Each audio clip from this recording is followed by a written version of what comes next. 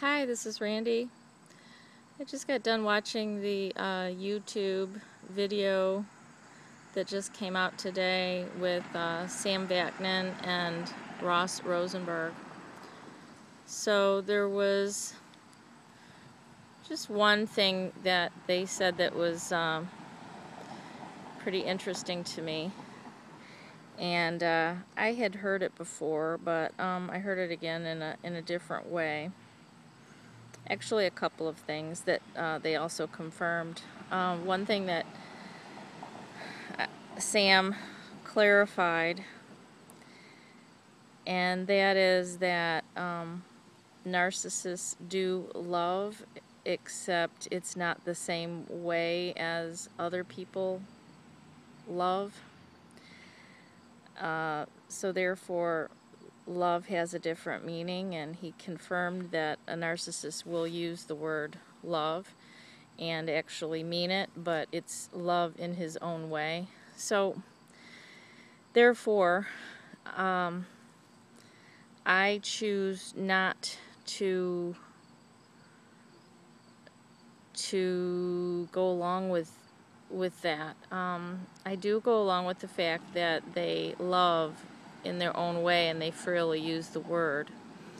But if their meaning of love is nothing like my meaning of love, then they can say it as many times as they want, and to me, they don't love. They're misguided. It's a misguided love, and it's a misinterpretation of love. But if they are incapable of truly loving in the real sense of the word, then I guess, they are using their own interpretation of it because that's all they know. Just like an alien who maybe, doesn't have a heart, comes to Earth and starts using a term that he sees other people using because he thinks he understands the meaning of it, but he doesn't.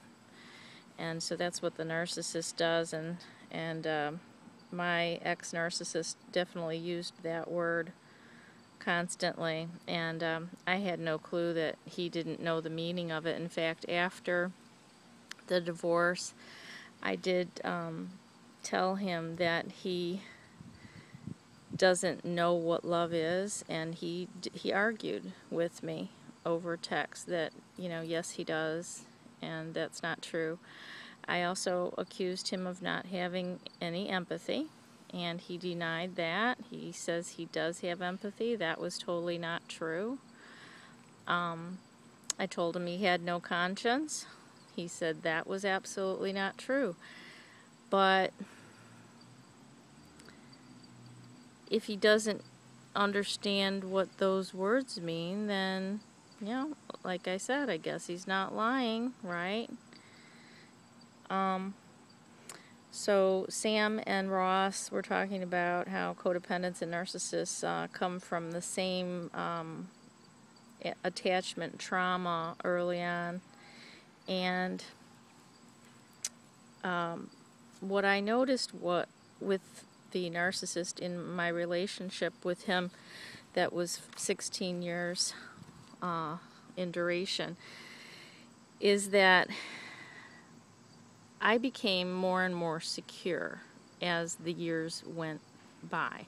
I felt more and more secure in the relationship as it lasted longer, and as we seemed to be starting to work toward common goals, would talk more about the future, grandkids and such, even possibly buying a cottage up north for retirement. He actually started to pay his bills, and we discussed how he would contribute to our retirement because he had no savings. So as I became more secure, I got healthier. I basically did less ass kissing. And the less that I kissed his ass, and felt comfortable doing it, or felt comfortable not kissing his ass anymore, the more he pushed for control. And then the more he pushed for control, or to gain control back, to get me back on the hamster wheel that I had been so good at for so many years, the more that he pushed me to get back on it, the more I refused to comply, and it became a power struggle. But not in the power struggle sense that you would think. The power struggle was just about me being able to have my own power, not to have power over him. I never tried to control him. I just wanted to be able to control my own behavior and be the master of my own ship, so to speak.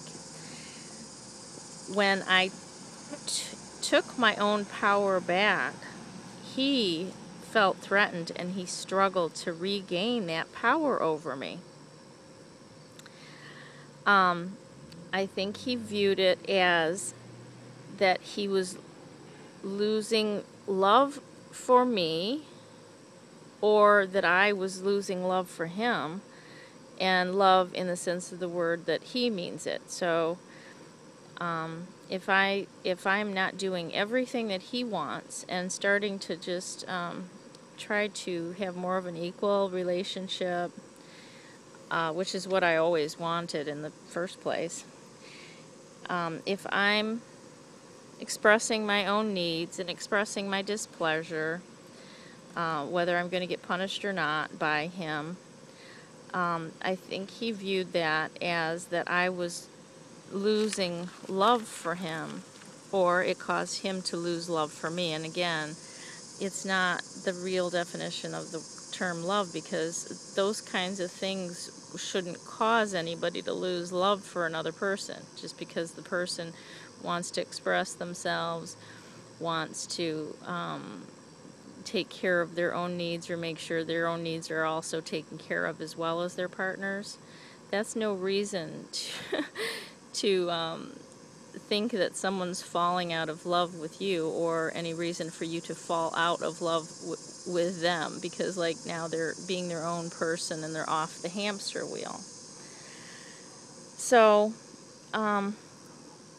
the most interesting thing that the narcissist feared, and it was maybe a couple years before we got divorced, and it was before the mask totally came off. He kept saying, he kept worrying, you won't take care of me, or you're not going to take care of me in the future. It was a big fear to him. It was his biggest fear. It wasn't that I'd abandon him, but he was anticipating that in the future he was going to, quote, need to be taken care of. Basically, I think he saw himself as really becoming some dependent, I mean, he's already dependent, right? But like some maybe physically dependent person that is going to need someone to take care of him. And he would say, you're not going to do it. And so I guess he wanted me to say, yes, I am. Don't worry, honey, I am going to take care of you. But I didn't, because by that point, he had been abusing me so much, and I just wondered, what in the hell, how is this guy treating me like shit, and then has the nerve to say, I don't think you're going to take care of me when I get old, or if something happens to me. And it's like, no shit, I'm not, And so basically I said to him, well, you've treated me like shit for this many years, yet you expect me to take care of you. Treat me better, and we'll see.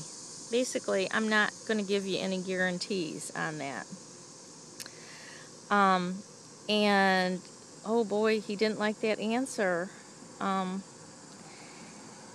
he couldn't risk it. He couldn't even depend on himself to keep me happy, and even if it was manipulated, even if it was to tell me how much he loved me and it didn't even really mean love, he couldn't even depend on himself to hold it together enough so that he could guarantee me as somebody who would, quote, take care of him in his maybe old age or if he became disabled. And I told you he was also, having this midlife crisis weird shit going on in his mind, delusions. So I just thought that was interesting about the different definitions of love that they have, and about how the narcissist has these deep dependency needs and deep fears. And so really that's when he started looking for new supply, when he started fearing that I was not going to be with him for the long haul to kiss his ass, and I was starting to be off the hamster wheel, and he was afraid that I think I'd end up abusing him in the long run, because when he sat and thought about it, he knows, and he knew at the time how he had treated me, and I think he must have thought, you know what, I can't continue on like this. No one in their right mind would take care of an old, crotchety, disabled, nasty old alcoholic that has been mistreated for years. Okay, so I think that's really the reason why he ended up bailing, and why he didn't try to hoover or try to convince me that his affairs were just that and meaningless. And I think that's why he claimed that he loved me and this other girl both 50-50, which is like totally insult and disgusting when I think about that. And also that then after we were divorced, he told me he loved me and two other girls, all like basically 33%. He split himself into three. He loves us all. So I mean, that just goes to show you what his definition of love is. He loves all three of us. So it means I get different supply from all three of you. So I love you all. Very sad, very sick. And I hope you can hear this, because there's such loud crickets this evening. All right, have a good evening. Thanks for listening.